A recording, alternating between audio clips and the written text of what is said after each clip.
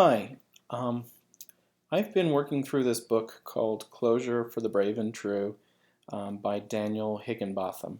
I hope I didn't mess his name up. It's a really fun book. There's a lot of pop culture references, some really good examples. Um, I'm not all the way through yet, so I can't say if it ends with a bang or anything, but so far I've enjoyed it a lot. And part of what I decided to do while working through the book was to see if I could do it on my Chromebook. And I did get it working. I installed Crouton on the Chromebook, which essentially roots the thing, and ran an instance of Ubuntu and installed Emacs and Line and Java and everything on there. It was very, very slow and kind of cumbersome to use. So I thought maybe what I would do is actually try and get a Clojure develop, at least a basic Clojure development environment set up in a cloud IDE, which I could then access from the Chromebook, and hopefully it would be significantly faster.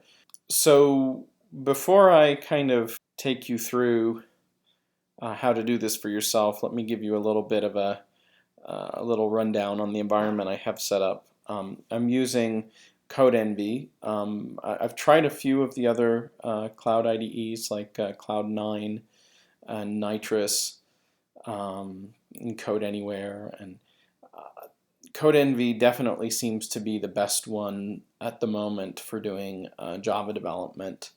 And basically, they give you an IDE where you can code, and it has syntax highlighting for lots of languages.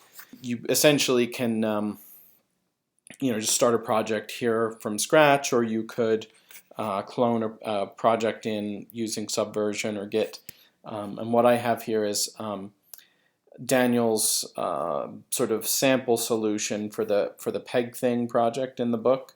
And what CodeEnvy does is it uses Docker containers to both build your code, to build an executable or a war or whatever, and also for these runners. At the moment, you can't create your own builders. That's something that they can only do. And because we're probably going to want to be doing more kind of interactive compilation with the REPL, that probably doesn't matter so much at this point.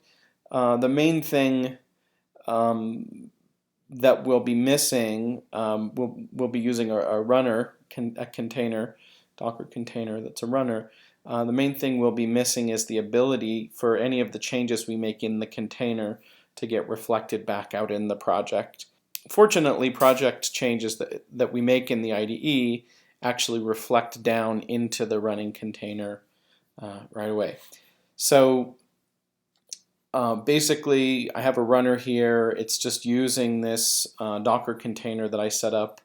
In theory, you could use it for Clojure development, not in CodeEnvy, but there's some sort of special flags and stuff that make it particularly suited for running in CodeEnvy. One of those things is there's an app on there called Shell in a Box, and it essentially exports a shell over HTTP, and it's sort of done in such a way that the IDE can actually just connect right into it, so it's pretty seamless. So for example, you can see here I'm in this application folder, and if I ls, you can see it basically, it has the same files from my IDE project.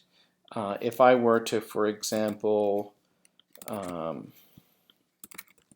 cat the core CLJ, notice it says get ready to play peg thing, right? So I can come into the IDE and change this to getting ready to play peg thing, and then if we look in the running container, if we run that cat again, the file is updated automatically. So if I could work in the IDE and I could do line run, and essentially that would be one kind of piece of a workflow that we could run, and you can see the change shows up here right away.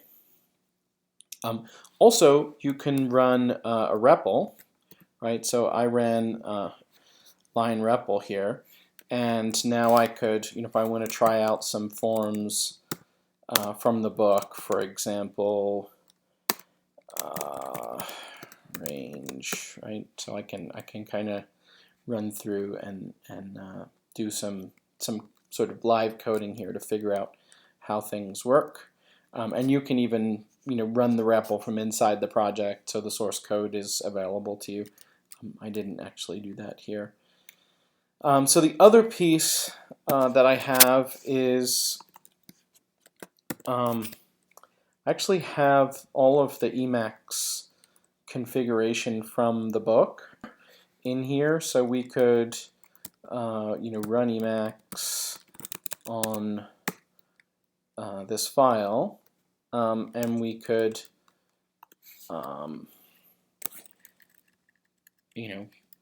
see we have everything in here. I could make a change to this file and save it, and then I could either go,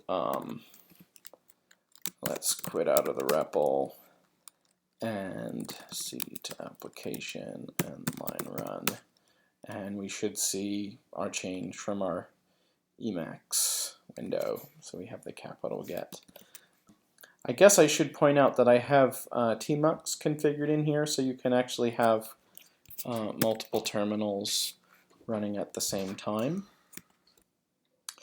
So remember that I said that the changes that we made in the container are not projected out into the IDE, right? So we're not seeing that change here.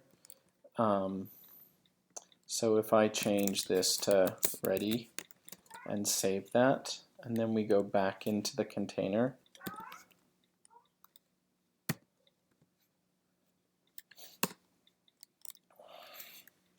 you can see the change from the IDE is being projected in, right?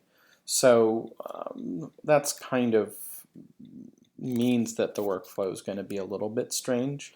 One thing that I have done is actually not really use the IDE project at all, and just I have Git on the in the container, so you can actually just check in stuff. And as long as you check in before you close the container, you can check it back out again when you come back and spin it back up. The workflow that I've mostly been using is actually just to do my editing in the web IDE, and then use a REPL in here and use reloading and so forth.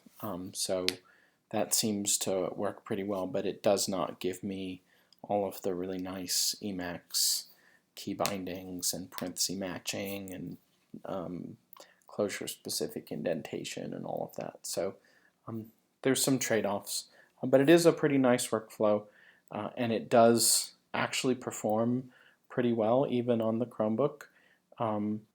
So I currently have 2 gigs of RAM allocated to the Docker container. It tends to work just fine with 1, and the free account through CodeEnvy gives you 20 gigabyte hours per month.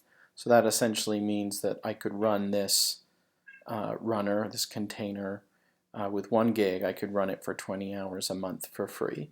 And they do also have a referral program where you and the person you refer will both get 20 gigabytes, and I think you can do that unlimited times at this point, so you could easily end up with plenty of gigabyte hours